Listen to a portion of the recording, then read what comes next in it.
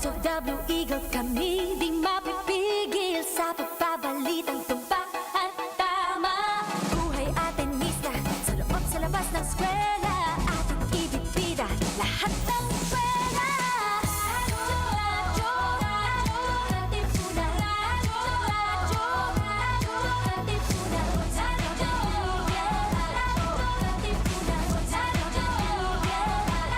Katipunan. Kawal ni Ignacio, Katipunero sugod, todo sa kayod, punong at tulong. Lipad na Blue Eagle, galing giting at tigil, blue and white, one big fight. Radyo, Katipunan. Radyo,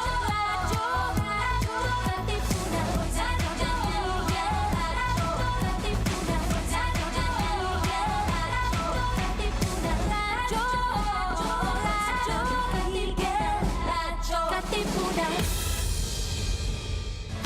Coming up next, JMM Radio on Radyo Katipunan 87.9 FM. Radyo Katipunan. Radyo, radyo, radyo, radyo, radyo, radyo, radyo Katipunan. Radyo Katipunan.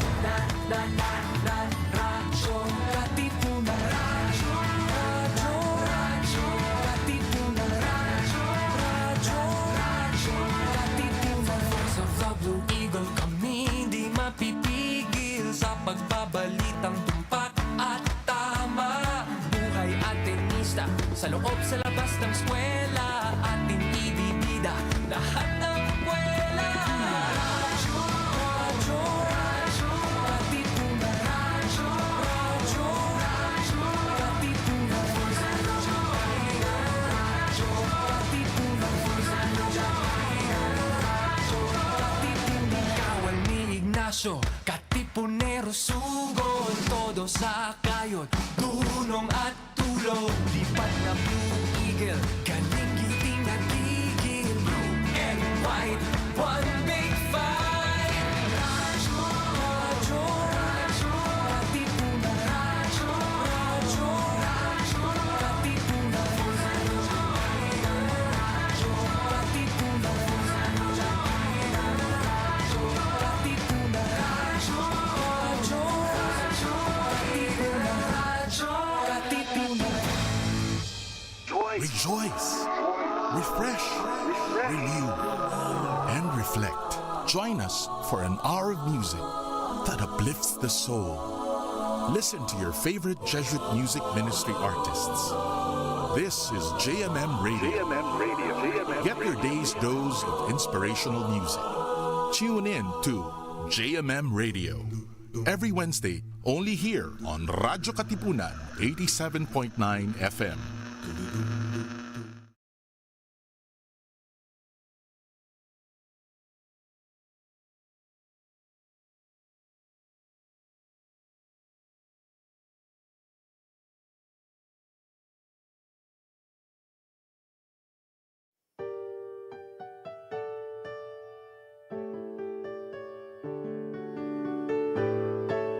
Papuri sa'yo, O Espiritu, diwa namin ay pukawin mo. Papagalabin puso namin, sa katotohanan ay akitin. Papuri sa'yo, O Espiritu,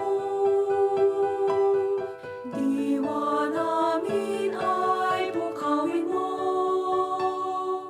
Papagalapin puso namin, sa katotohanan ay akitin. Liwanag ka sa aming karimlan, puso namin iyong tahanan,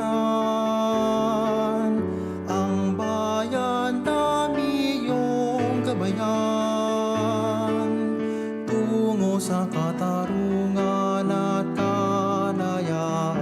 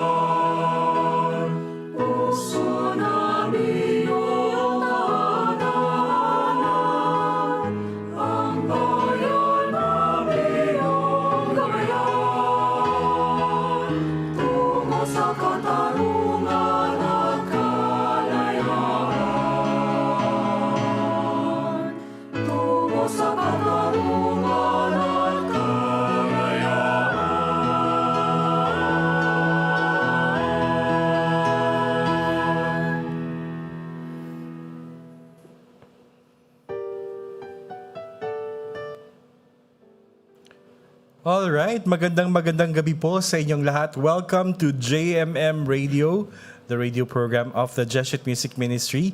Ako po si Lester Mendiola. Yes, magandang gabi po sa kanilang lahat. Ako po si Kuya Ray at magandang gabi sa ating mga tagapakinig, sir. Hello Kuya Ray, kamusta ka? It's nice to be back. Parang tagal-tagal ko rin hindi nag-host. Ayan, mabuti naman, syempre sa awa at grasya ng Panginoon, tayo ay nandito pa rin sa ating ministry. Alright. We opened our show tonight with Papuri sa Espiritu. Yes. Sung by the Pansol Choir. Choir. Mula po ito sa Tubig at Liwanag album ni Father Yes. Conti. Correct. Ayan. We are also broadcasting from the Radyo Katipunan studio located dito sa Jesuit Communications, Sonolux Building at the Ateneo de Manila University campus. And of course, tayo ay live din sa ating mga Facebook pages ng Radyo Katipunan, Jescom, and Jesuit Music Ministry. And of course, sa ating YouTube account, Radyo Katipunan, and via audio streaming at zeno.fm/RK879FM. Yes, ayan. Maraming salamat po sa lahat ng mga nag-tune in sa ating Facebook Live. At pwede po kayong mag-comment at samahan niyo po kami sa aming discussion ngayong gabi. Ayan, simulan na natin, Kuya. Siguro ipakilala natin yung mga guests. Sige, Muna natin. muna natin Oo. sila. Okay, unahin natin sa guest natin na nandito kasama natin sa studio. He's a faculty member of the Department of Theology ng Ateneo de Manila University. His research interests are on topics pertaining to liturgy, popular religiosity, and psycho-spiritual integration. He has been serving in various lay liturgical ministries for the last 22 years while also giving recollections and retreats to schools, parishes, and churches. He is also engaged in preaching and discipleship work at the feast. And friends, please welcome si Louie Julian. Hello, magandang gabi po sa inyo. Good evening to you, Les, and Ray, to my fellow guests at sa lahat po ng nakikinig sa atin dito sa Radyo Katipunan. Magandang gabi sa inyo. Yan, and our next guest, Kuya, nakasama natin online. Yes, via online, joining us tonight also he is the current music ministry coordinator of St. Anthony of Padua Parish in Singalong, Manila, where he has been an active member since 2012 and of course took on the coordinator role in 2024. Beyond his parish work, he also served as a program and research coordinator at the La Salle University's College of Liberal Arts, contributing to digital transformation initiatives and supporting various research projects, of course. John Arcel E. Manabat, welcome to JMM Radio. Hi, Arzel. Magandang gabi po sa lahat ng mga nakikinig. Magandang gabi po Sir Les, Sir Ray. At magandang gabi po sa mga kasamahan ko sa inyo. Alright. Okay, and last but not the least, siya po ay nasa Baguio City ngayon. He is a musician, liturgical composer, arranger, and educator. He serves parish communities by sharing his knowledge in guitar, choral singing, and sacred music. As an educator, he is committed to nurturing musical skills and deepening faith through service and continued learning. Friends, our next guest is Mark Anthony Reyes. Ayan. Opo. Nag-ano daw tayo, nag-echo daw tayo. Can you hear us well? Okay na po. Okay. Mark, you'd like to say hi to our guests, to our audience? Hi po sa lahat na nanonood. Yun. Hello din Kuya Lester and Kuya Ray. And sa mga kasama kong guests din. Good evening. Ayan, okay. Ano to, this episode tonight is, parang I got this, parang interesting kasi pag-usapan siguro yung what is best to sing in the liturgy? Old songs or new songs? Mm-hmm. Diba, Kuya? Parang ano yun, magandang pag-usapan natin. Kasi parang paminsan pinag-aawayan siya sa social media. 'Di ba? Oo, pero parang hindi pa natin pinag-usapan. Correct. Kung ano ba talaga yung Yes. Kaya naman Or sa ano yung gabing mabuti? ito, marami tayong makukuha o mapupulot dito, no, sa ating pag-uusapan. So yung ating mga manonood, pwede kayong sumali sa amin. So pwede nyong banggitin rin kung ano yung mga na sinasaloob ninyo about sa topic natin. Ito, meron tayong tanong sa mga makikinig sa atin. When was the last time a song in the mass moved you? Was it something old or something new? What do you like more? Ito rin pwede na rin sagutin. What do you like more? Do you like new liturgical songs or old liturgical songs? Pero siguro kasi medyo subjective yung old and new, 'di ba? Maganda muna i-qualify natin yung ano ba yung kapag sinabi natin, at least for the sake of our discussion tonight, ano yung old tsaka ano yung new. Louie and I were talking kanina, sabi namin, baka pwedeng yung old is anything that was released or published for public consumption na less than 10 years ago siguro. So maybe 2025 ngayon 2015 backwards is old. Parang ganon. Tapos new is whatever is published from 2016 onwards today. Ganyan. Diba? Okay lang ba yun? Tama bang kung ano yun? Qualification, Louie? That includes ba yung pag sinabing old, yung mga public domains na Yes. traditional, Mga Gregorian chant yan. mga ganyan. Qualify natin siya dun sa old. Oo. Ayan. Sige. Pero simulan muna natin sa pagtatanong. Yung mga guests, tanongin natin, what do you like more? Do you like are you inclined to like the newer liturgical songs or old liturgical songs? Sige, simulan natin sa ating guest dito sa studio. At the risk of sounding very Atenean, I'll say both. And here's why. I mean, when I was thinking of the topic, no, old or new, old versus new, ano ba yung pipiling, bago o yung luma? I think my answer to that is whatever it is that serves the purpose of the liturgy. I think my fellow guests will agree with me that liturgical music is supposed to aid towards our deeper union with the liturgy. It's supposed to aid us towards prayer and to worship. There are certain worship contexts, certain communities where older songs might be more fit, right? And again, I really just want to affirm what you said, Les. No? Tama nga naman, very subjective ang old or new. Ako nga, I have a tendency to have a very self-centered answer to say, for me, what's old is before I was born. And new is what happened as I was born. I was 1993 po, no? Or sometimes for me, old is what my lola can sing without looking at the lyrics. New is when she'll need lyrics. So, but I think the more proper way to put it is, old is something that is traditional in the sense maybe before the Second Vatican Council, before we put songs in the vernacular. And you can say, relatively speaking, no, that the songs written in the last 60 years were newer, no, compared to those written hundreds of years ago. So for me, whatever is more effective in the liturgy, I think would be best, whether it's old or new. Yung mga susunod na sasagot from the guests, bawal daw ng old and new. Dapat pumili sila. Ay, sorry ha. Please don't be as indecisive as me. Pero yun, baka meron kayong ano. Joke lang. Maybe we can ask Arcel muna. Hi, to answer that question is very controversial din, Kasi in our local reality sa aming parish, of course, the demographic of course, apart from being one with the liturgy, the primary purpose of us music ministers is to aid the people in the participation sa liturgy.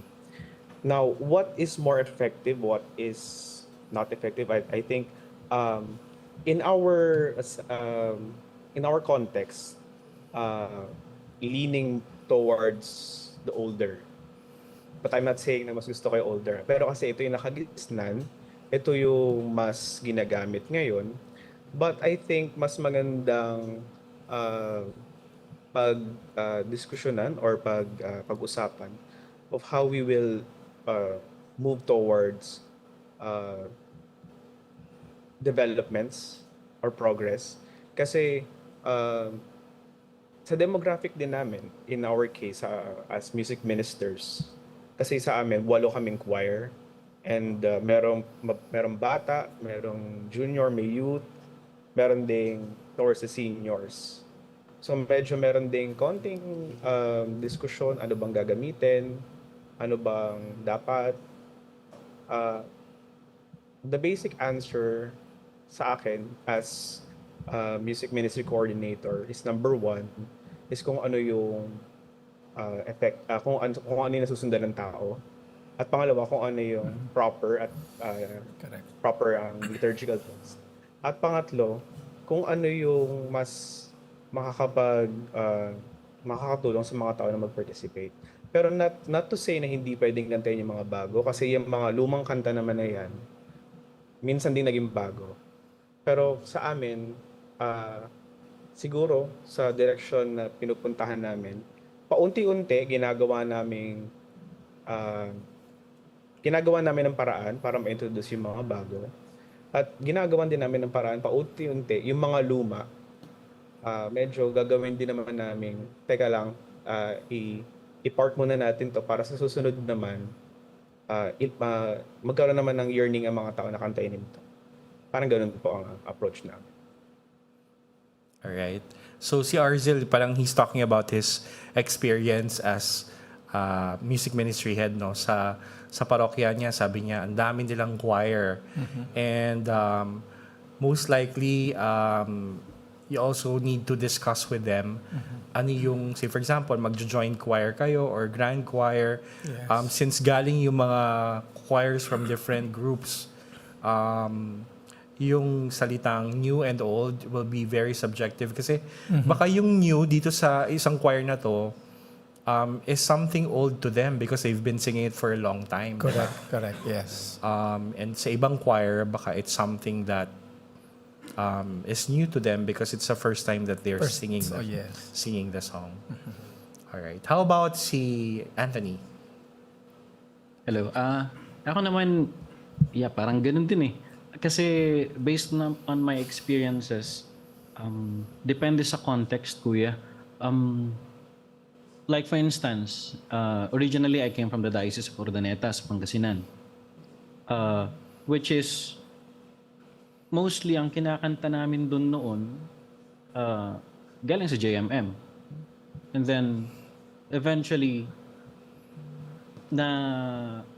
yung mga bagong musicians namin, they really fell in love with yung traditional, and then they go mixed. Ngayon, nung pumunta naman ako sa Diocese of San Fernando, napansin ko na yung ibang parishes doon is iba din yung settings nila na kinakanta. Parang they lean towards yung traditional na Ilocano. Yung mga old na Ilocano songs. And then when I came here sa Baguio, ganun din eh. Actually, meron nga silang sariling kanila. Yung kanila talaga dito. So, depende po yun sa context. Kung sa akin, hindi ako yung masusunod eh. Para sa akin, kung ano yung mas effective, sabi nga nung mga kasama ko, kung ano yung mas effective, doon ako. Ayun. So, wala kahit sabihin mong, dito ka ba? Mas gusto mo ba yung bago or itong mga luma? Depende. Depende sa participation ng mga tao. Ang ginagawa ko kasi kapag napansin ko naman, na-assess ko naman yung isang parokya na tinutulungan ko is hindi fitted sa liturgy yung kinakanta nila, magtuturo naman ako ng bago. But the thing is, sinisikap namin na 30 minutes before the Mass, ituturo namin kahit yung kahit yung antiphone lang. Kunwari yung entrance. ganyan, or yung Gloria, antiphon lang, tinuturo namin sa mga tao. Ayun. Magandang practice yun, no? Teaching the congregation the songs if we feel that it's something new to them. Especially yung response or yung antiphon for a particular song.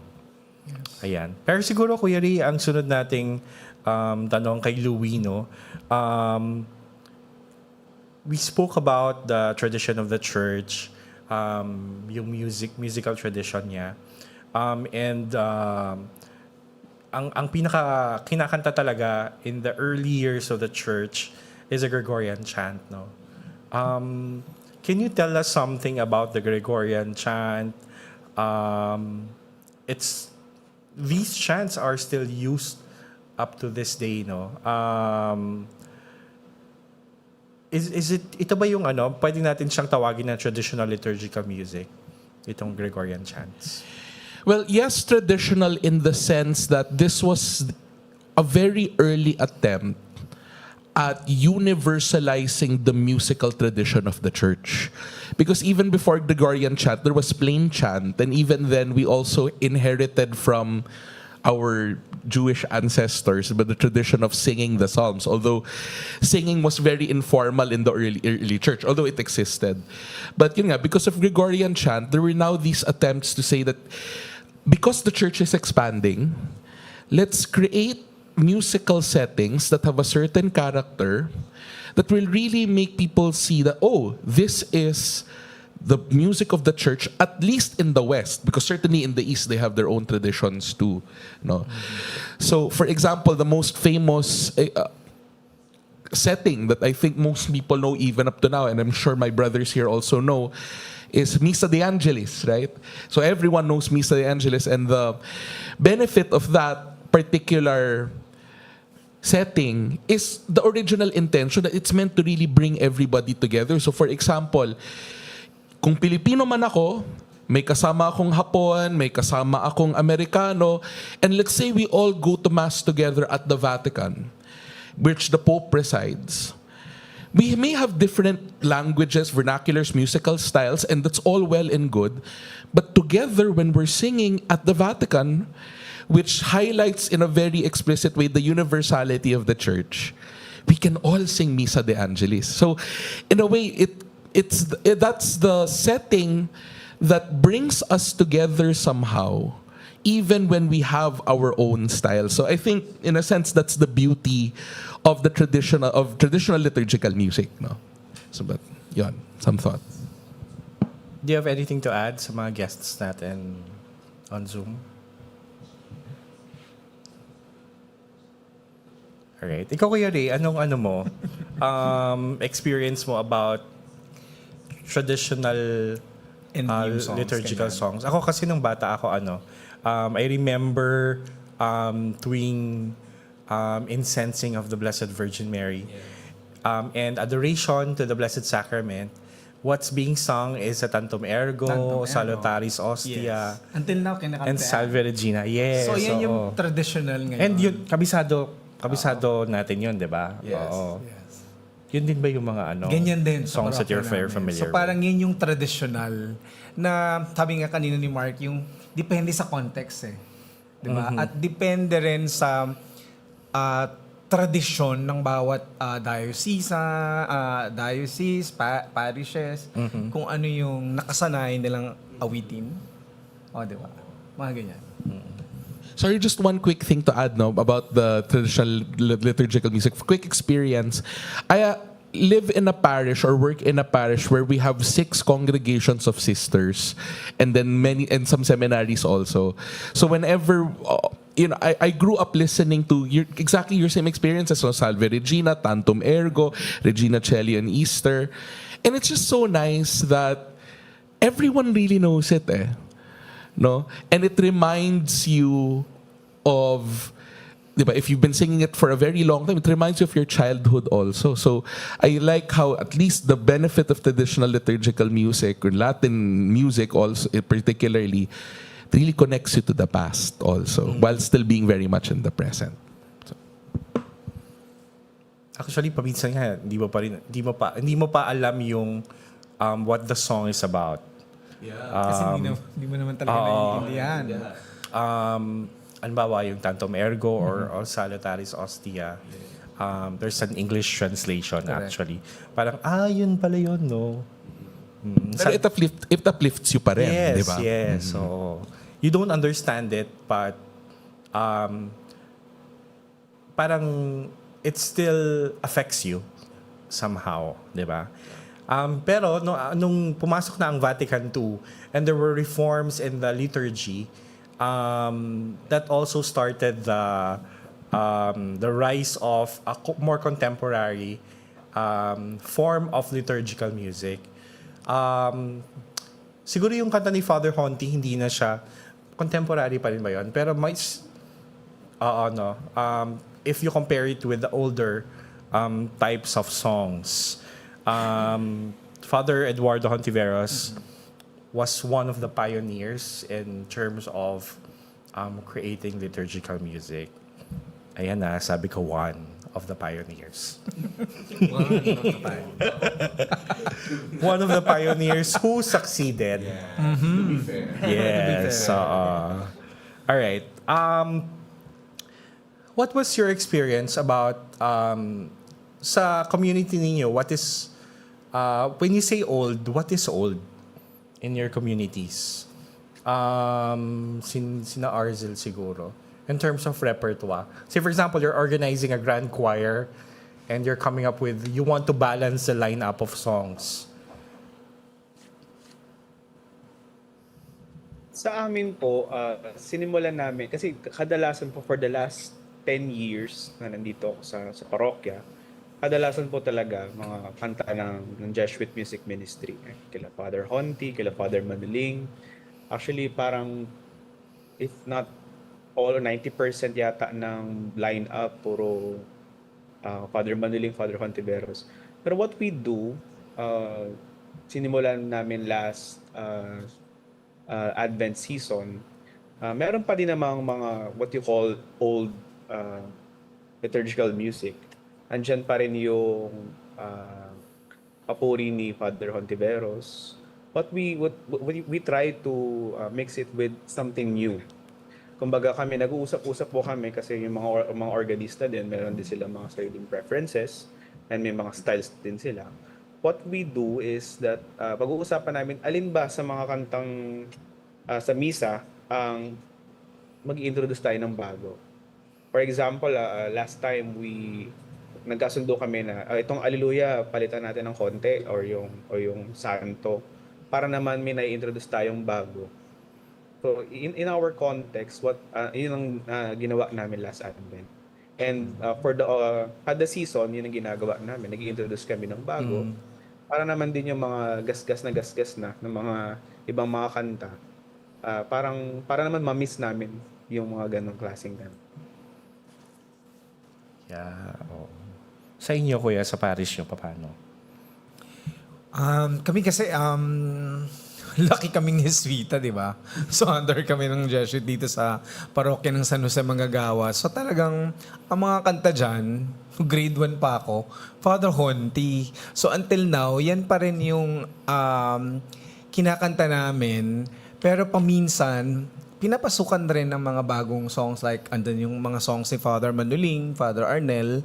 Pero depende pa rin kasi sa pag-uusap ng gaya nga nila dyan, kami rin sa parokya ng San Jose Manggagawa, ilan kami? Barangka, UBB, Tanyong, De La Peña. So, 4 kaming parokya dyan na pagka may big event or meron kaming parish event, kaming 4 yung magkakasama. So, kailangan rin mag-usap-usap kung ano yung dapat kantahin, ano yung mga ganyan. So, may mga pumapasok na mga old songs at new songs. Alright. So again, subjective yung parang the way you see it sa mga discussions natin from the beginning of the show, yung old, parang tagging the song as old and new, it's subjective kasi nga, siguro yung old talaga is the Gregorian chants and the more traditional songs. Pero old and new can be subjective depending on your community or the setting where you serve. No? Dito kasi nagkakaroon ng tension sa discussion. Ito yung mga mga common points, no? And you can comment about it, yung mga guests natin. Contemporary music, contemporary liturgical music sometimes is too casual in terms of tono, parang ganon. And there are some songs of ours that are favorites in terms of being critical about the tono of the songs, no? What can you say about that? Si Anthony muna siguro. Yung contemporary music as being too casual, siguro hindi eh. Not necessarily. Siguro ang issue nito is not in the genre, but in its yung intent and siguro yung execution. Siguro yung contemporary music becomes too casual when it forgets the sacredness of the liturgy. No? But I think when crafted naman with theological depth and yung reverence, actually it can direct us to Christ, especially the youth. No? Without losing yung sense of worship. How about si Louie?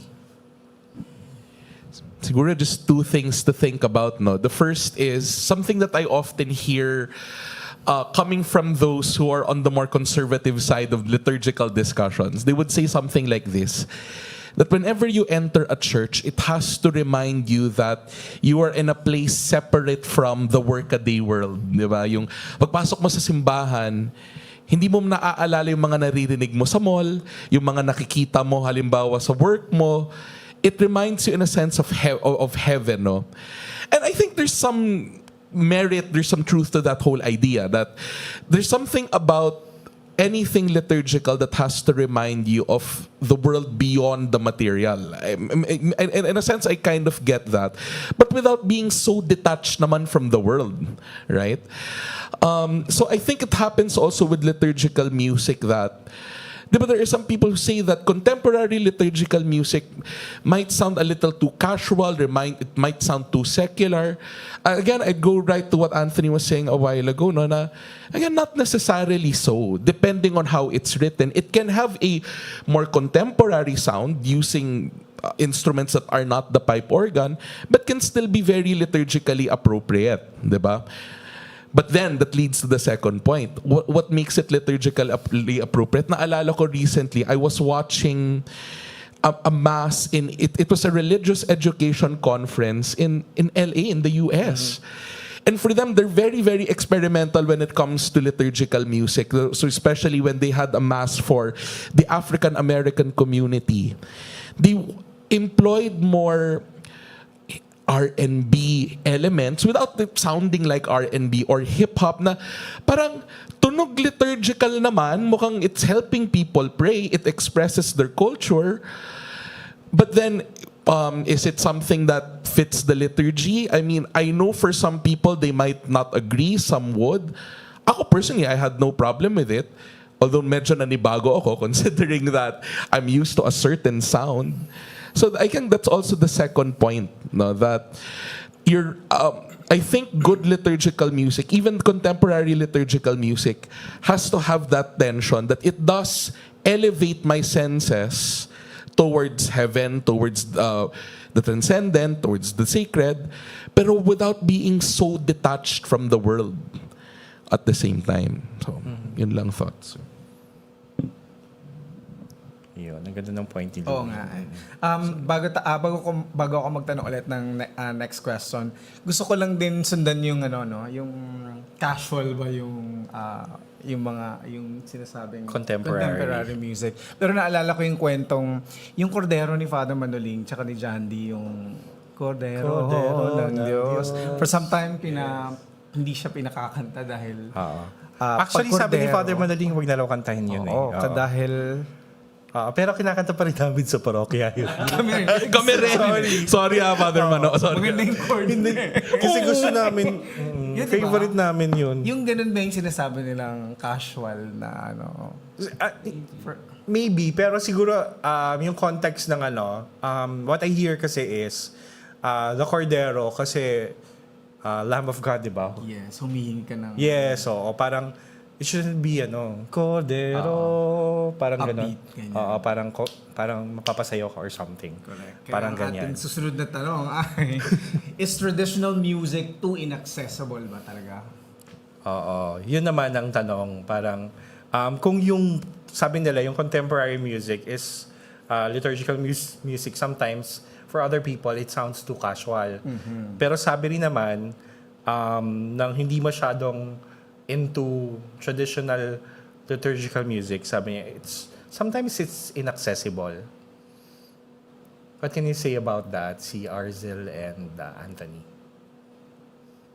For me, in a way kasi, the last time that we sang a traditional liturgical music, actually na ako manta ng Our Father in Latin. And I remember so well na may nagreklamong parishioner na, bakit kinakanta nyo yan? Hindi namin susundan, hindi namin naiintindihan. But going to that notion, is that we can sing liturgical music and we can use liturgical music na traditional, but not in a way that we sacrifice the participation. I mean, we can gradually reintroduce some of those traditional liturgical music, but we should never forget that participation is not rigid, and that we should not risk sacrificing the inclusivity part ng participation. Good point. Si Anthony, Actually, to say something? I agree, no? Kasi itong inaccessibility, paano ba inaccessibility sa sa piyesa? Well, if we're talking about Gregorian chant, 'di ba usually naka-neumes yung mga yan. So they're written in neumes. Kaso may mga gumagawa na rin naman na mga musicians, ginagawa nilang modern yung notation eh.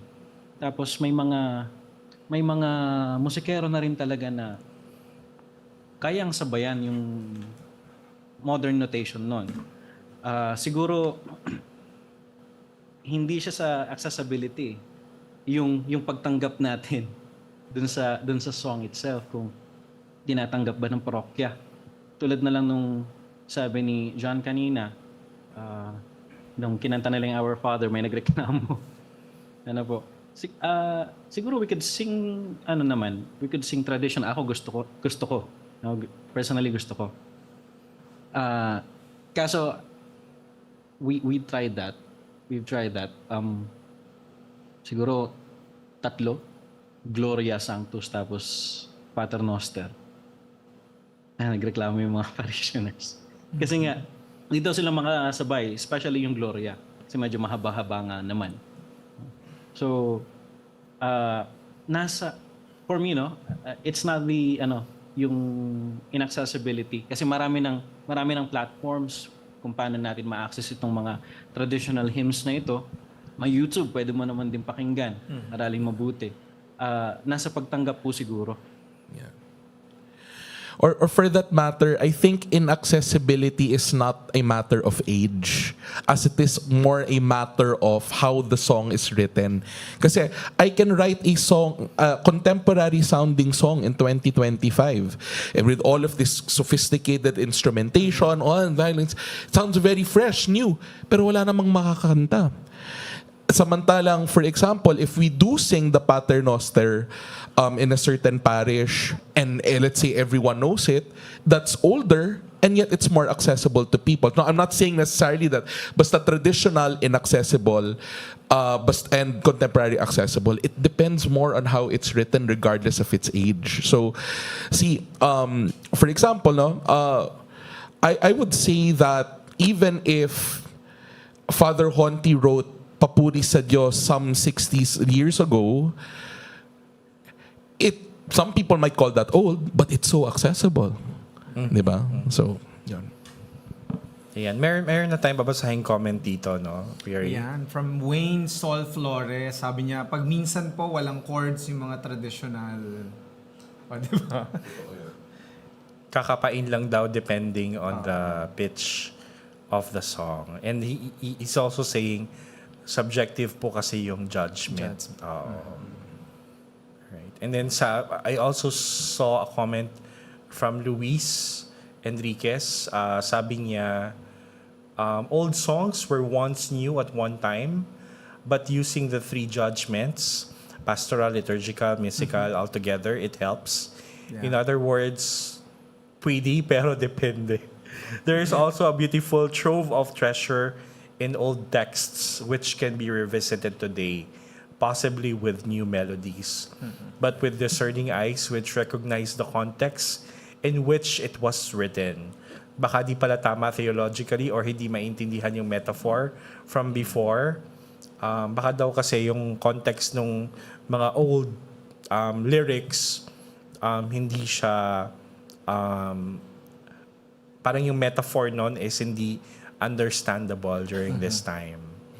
Pero I think to Luis's point, parang it's good also to look at the treasure trove of old texts, no? Halimbawa, yung mga and I just realized it, no, nung when I was preparing the liturgical songs for the Triduum in our parish, na parang I wanted to sing something about the follow the missal, kung ano yung antiphon, say for example. Correct. Pero walang masyadong available na songs about it. So, sana magsulat tayo ng maraming kanta. Correct. Ayun. Kasi most of our songs naman dito sa Jesuits based on, karamihan yung natin, mga psalm natin based on So, wala talaga yung... Yeah. Alright. Okay.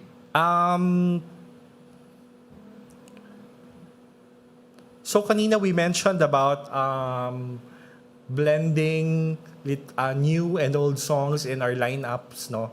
What is your ano yung pwedeng gawin? Kasi it's easy to say let's sing new songs, 'di ba? And introduce it to the congregation. Si Anthony mentioned kanina parang 30 minutes before the mass, maybe we can teach the song at kahit yung antiphon lang. What are other ways on how we can teach people to learn new songs in the mass? When I give talks about liturgical music, palagi ko sinasabi na when you listen to the congregation and you hear them singing a song that you've been singing for the past 5 weeks and you hear them singing, your job is done. Parang you've been an effective music minister. Correct. Because the people started to sing with you, di ba? Pero ano pa kaya yung ibang paraan na pwede nating i-explore? Arzel, what else do you do in your parish? Number one po, we have to reconcile first yung since sa mga choirs, sa mga parishes, may mga may iba-ibang demographics, may bata na hindi masyadong into traditional liturgical music, pero din namang mga nasa mga towards the elder generation na hindi naman din inclined mag-aral ng bago. Meron kasing ganun eh. But first, try to reconcile within the ministry or the group of music ministers kung ano yung babaguhin natin paunti-unti. Since nabanggit po ni Sir Anthony na sila, before the Mass, 30 minutes before, ginagawa nila is to introduce yung kahit yung chorus, ganyan, para lang nasa psyche na siya ng sisimba. What we can do is to approach it in a more collaborative perspective. Nandiyan naman po ang social media ministry.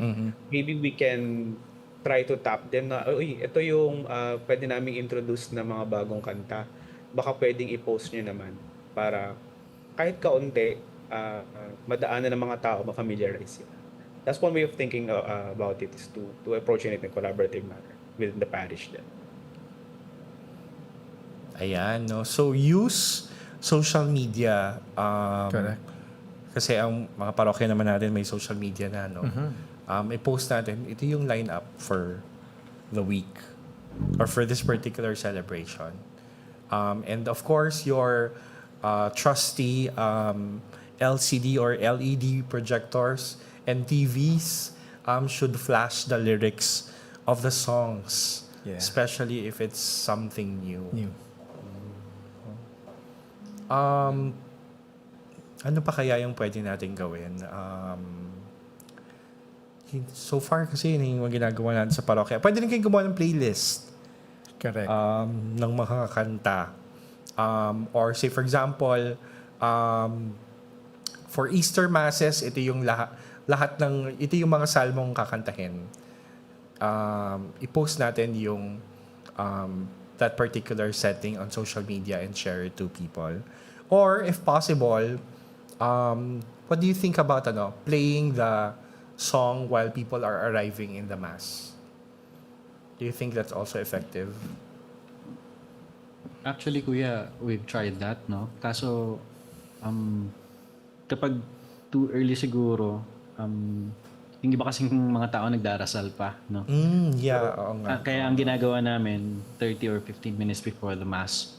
Actually, yung sinabi ni Azrael kanina, ginagawa yun ng isang parokya sa La Union. Which is natutuwa ako, hindi lang kasi YouTube link ang pinopost nila. When they introduce new songs. Walang ginagawa, nagulat nga ako eh.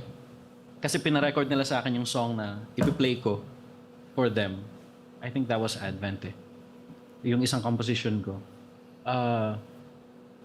Na-record ko, yun yung ginawa nila ng video sa Facebook. So, mas accessible siya kasi ngayon yung mga subscriptions, most of the time, Facebook ang free. Sa YouTube kasi you need data. Pero sa Facebook mas accessible. Tapos nandun halos lahat ng mga tao. Bibihira yung sa YouTube. So parang yung iba kasi na-hassle pa kasi kiklik nila yung link, may magbubukas pa na another app, etc. Ganun. So I think pwedeng gawin yun. Yung iba nga lyric video eh. Yeah, lyric videos are very effective, no? All right. There's another comment here from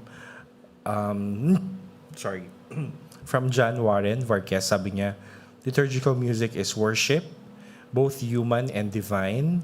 It helps proclaim the gospel whether the song is old or new. In practice, new songs become familiar over time, while old songs, when newly introduced, can sound fresh. What matters is not age, but the music's power to lead our hearts to God. Ayan. May nanalo na po for tonight's comments. Ang bilis ng oras, no? We only have a few minutes left. Pero siguro, to our guests tonight, what is your dream for the future of liturgical music in the church here in the Philippines and in the world? Especially now, parang we have a new pope, di ba? Parang I've seen some initiatives about sing with the pope, parang mga ganun eh, on social media. What's your dream about liturgical music in our country and in the world? Si Louie muna. Okay. You know, one of the things I appreciate the most about our Anglican brothers and sisters is that they're very used to what's called congregational singing. They have a choir, but because of the presence of hymnals in their pews and all that, there's this expectation that for our service, we all have to sing together so that when you attend an Anglican service, they all sing talaga. They're not choir dependent. Choirs are wonderful, they're beautiful, they lead in the singing. But the emphasis is on the word lead. leading assumes that, of course, you're bringing people to sing. Ako personally, as a music minister, my context in my parish is I'm usually a one-man choir. No, I have a guitar and then I have the microphone and then I sing. Even the psalms, antiphons, lahat, everything. And what I would do is I would sing the first line only. For example, Purihin ang Panginoon. And then my parishioners know, out na ako niyan. And then they will all sing, Umawit. And then they all sing talaga, which is very beautiful. So for me, it's as I'm sure my brothers here can say more about the compositional aspects. For me personally, it's very simple. I hope that we just all sing, that it becomes so natural for Catholics. Whenever they go to church, we will all sing. And we become attached to certain songs that really help us elevate our worship. Thank you, Louie. Arzel first. Sa akin po, simple lang din naman po, katulad po ni kay Sir Louie. Kasi kadalasan din kapag kami kumakanta rin ng mga quote-unquote old songs, maririnig mo naman ng mga tao kung sumasabay sila o hindi. Pero masarap sa pakiramdam kapag naririnig mo sila at hindi mo na kailangan masyadong mag-exert ng effort kasi may mga simbahan talaga or may mga parishes na yung sound system ay hindi ganun kalakasan. Masarap sa pakiramdam na hindi mo na kailangan mag-exert ng effort masyado kapag naririnig mo na sila. Up to the point na ito yung ini-envision ko sa liturgical music in the Philippines na parang nasa background na lang ang choir. Yes. Nauuna na ang tao. When ang choir they are supposed to lead, pero mas maganda kung ang tao na yung magli-lead. Yeah. Simple lang naman. Yun lang po ako. Correct. Alright. Thank you for that, Arzel. Anthony. Actually, pare-parehas kami, no? Kasi ako din, actually na-experience ko yan na lahat sa buong set na kinanta mo sa isang misa, wala ni minsan na hindi mo nadinig yung congregation na kumanta, and that is so fulfilling for me as yung musician of the day. Parang sasabihin mo na lang, ito yung liturgy. Di ba? So, kahit saan, yung dream ko is ganun, yung maging yung mga parishes dito sa Pilipinas, whether yung urban or yung remote, can sing our faith, no, with confidence, and that the music of the liturgy becomes yung universal expression of our joy, yung reverence natin, and syempre yung justice, no? Kasi diyan na naman natin kinukuha yung inspiration natin. Kasi nai-inspire tayo madalas. No? Personally, I remember yung song ni Father Honti na Pananagutan. First time ko siyang marinig on a barangay setting, barangay mass. It slowly sung, tapos yung words na, tayong lahat ay may pananagutan sa isa't isa. No? Yung solidarity of the community, napakaganda. Tapos lahat kakanta. Sobrang ganda. Yan po. O collaborate na tayo. Tara, tayong tatlo. Record na natin. Sure. Amen. Naalala ko lang kanina, nung sinasabi ni Louie na one man, gigitara siya, kakanta pa siya. One time, walang choir. I was a commentator in our chapel. And then, if matapat na walang kakanta, the commentator has to sing, yes. Diba? So I was singing the entire, yung mga songs, entrance, and the responses, no? It's so funny kasi yung kumanta ko ng Santo, yung mga tao, sumasabay naman sila pero apparently, may isang malakas ang boses na sa congregation na iba yung version ng Santong kinakanta niya. So, mash up ito. Mash up. Ayun. Pero ang ganda nung pangarap natin. Kami po sa JMM, we continue to provide materials, yes, for the liturgy. In fact, we have 2 albums right now na pang-misa. Mm-hmm. Yung Place Me With Your Son and Misa ng Pag-asa. Misa ng Pag-asa. Yes. Those are songs that are really designed for liturgical worship. Correct. Ayan po. At meron pong approval ng Diocese of Cubao. At lahat naman tayo, sir, ang dream natin talaga yung makasabay ang kongregasyon, di ba? Yes. At matulungan natin silang sa pagdarasal. Ayan po. Meron ba kayong announcements or any? Yes. Meron ba kayong gustong batiin before I-promote. we make our announcements in JMM? Arzil, gusto mo batiin ng mga taga San Antonio? Nanonood po yata sila, so shoutout na lang din sa mga.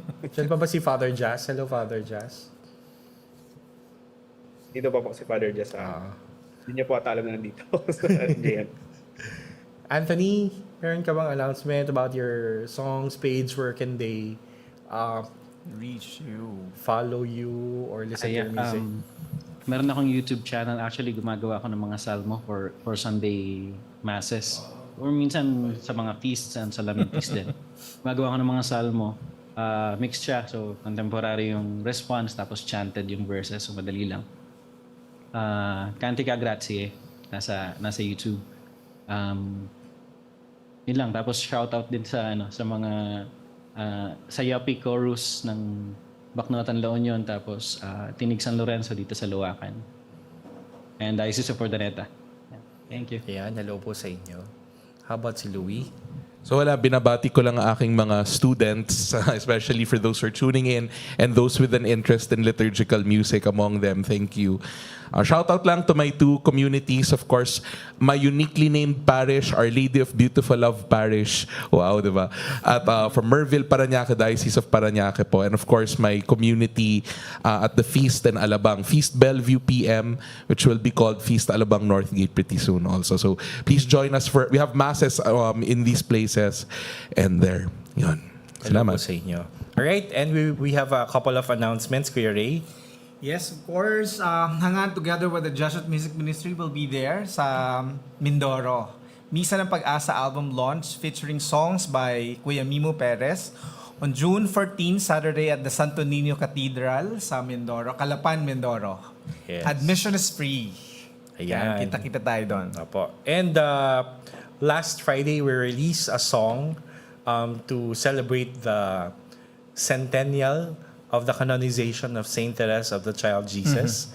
Ito po ay ang O Therese Pinakamamahal by Darwin Lumentigar, lyrics by Alan Santos, and music by Wenger Marquez, arranged by JC Celeste. Ayan po. And again po, yung mga bago po naming album, Praise Me With Your Son and Misa ng Pag-asa. na sa Spotify po. And munti ko makalimutan yung bago nating Easter song, which is nakalimutan natin yung Easter song. Yung kanta ni Father Danny. Ayan. Emmaus. Ayan, very appropriate for Easter. That's a song written by the late Father Danny and Eric Baro, sung by City Voices. Ayan po. Next week po, our topic will be about how to create your lineup. So we will learn from Father Viel Bautista from the Manila Cathedral. He will be our guest next week to talk about how to prepare your lineup for the songs. So, marami pong salamat sa ating mga panauhin. Si Louie, si Arzil, si Anthony, at sa aking co-host dito, si Kuya Ray. At sa ating mga producers na sina Judith, Adam, Chris, Mark, and Kevin. At sa ating tech, si Justin at si Kuya Jojo. Marami pong salamat. We will see you again next week for JMM Radio. We will leave you with a song, O Therese Pinakamamahal by Darwin Lumentigar. Magandang gabi po sa inyong lahat. Good night.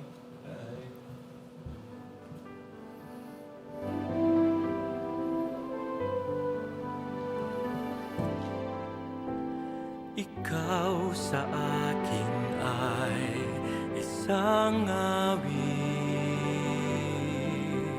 tinig ng walang hanggang awa.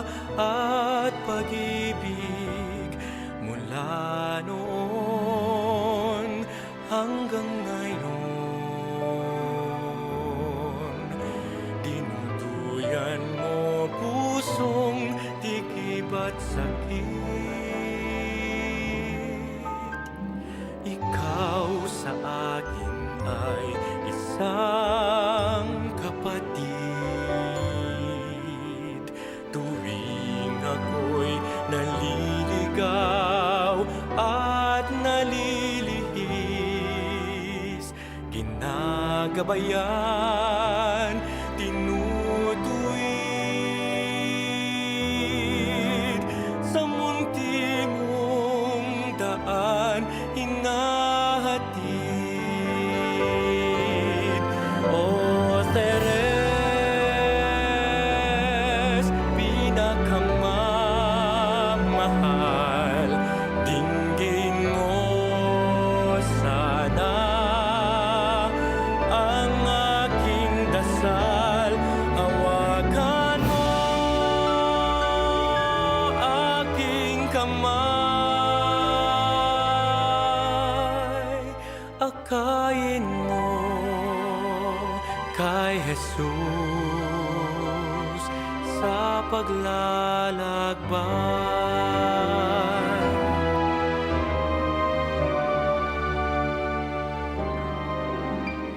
Ikaw sa akin ay kaibigan. Pagtulong mo'y parati kong naasahan. Kahit anumang kalagayan, ako'y hindi kailanman pababayaan. Sa akin ikaw ay pag-ibig na hindi naghihintay ng anumang kapalit. Labis-labis ang aking pananabik,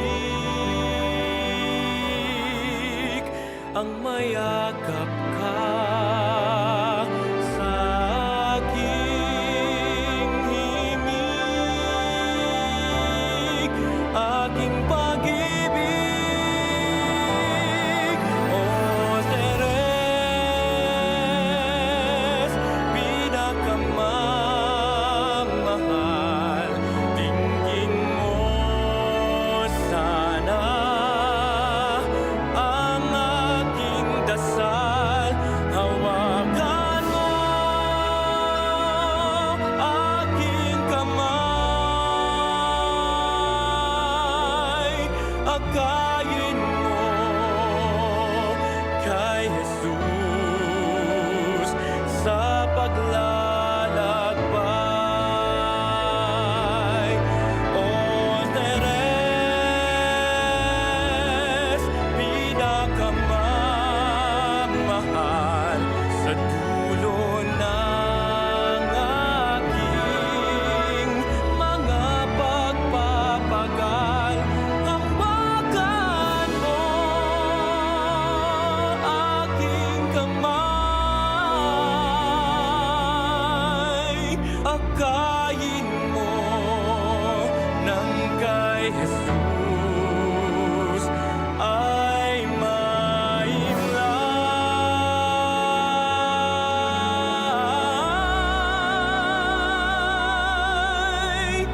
Akayin mo kay Jesus sa paglalakbay.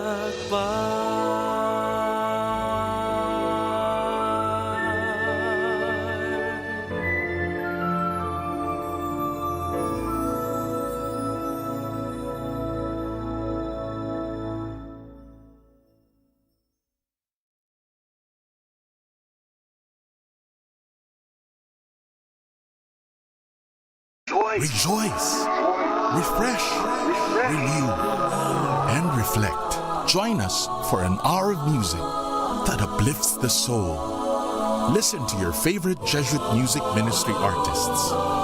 This is JMM Radio. Get your day's dose of inspirational music.